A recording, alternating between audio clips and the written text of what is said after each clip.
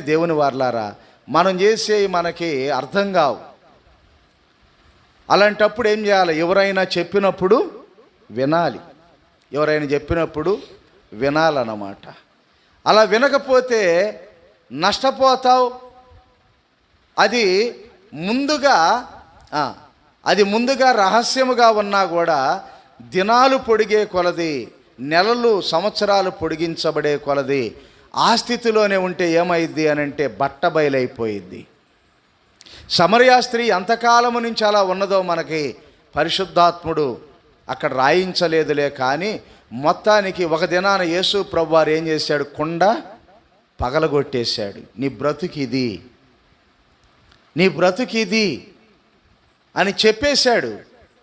అప్పుడు తనకు అర్థమైంది, చాలామంది చెప్పినా కూడా ఏమవరు, మార్పు చెందరు, అలాగనే బ్రతుకుతూ ఉంటారు.